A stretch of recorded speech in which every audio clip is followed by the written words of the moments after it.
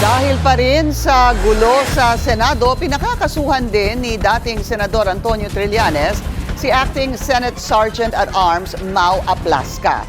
Dapat din anyang managot sina SP Alan Peter Cayetano at Senador Robin Padilla. Hindi mangyayari ang barilan sa Senado at pag-eskapo ni Senador Bato de la Rosa kung hindi raw dahil sa tatlong individual. Ayon kay dating Senador Antonio Trillanes, isa si Senate President Alan Peter Cayetano sa dapat kasuhan dahil sa umano'y pagpigil niya sa arrest warrant ng ICC.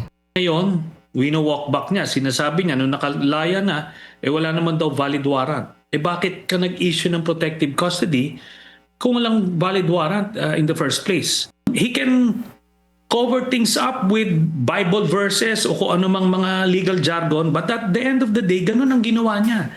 Nag-obstruct siya ng administration of justice at ang ginawa niyang santuaryo ng pugante ang Senado. Sa On Point ng Bilyonaryo News Channel, sinabi rin ni Trillanes na dapat ding managot si Senate Sergeant at Arms Mau Aplasca dahil sa pag-fire ng warning shot sa NBI agents. Paglabag daw ito sa rules of engagement at wala anyang karapatan si Aplasca na gawin ito. Dahil ginawa niyang private army yung USAA. 'Di ba? Wala silang ganong authority at mandato. Ako, abangan nila yan pagka lumabas ng pag umuwi yan. Dapat damputin na nila yan. Kasi I think more than obstruction of justice, pinaputokan niya. Pwedeng attempted homicide na yon. Giit ni Trillanes, may pananagutan din si Senador Robin Padilla. Si Robin Padilla as the driver of the getaway vehicle of Bato should be charged with aiding and abetting a fugitive. Kumbinsido ang dating mambabatas na staged ang gulo noong Miyerkules. They made sure the media would cover it, pero hindi nila pinalapit doon kasi otherwise makikita na binabaril nila yung pader. Di ba?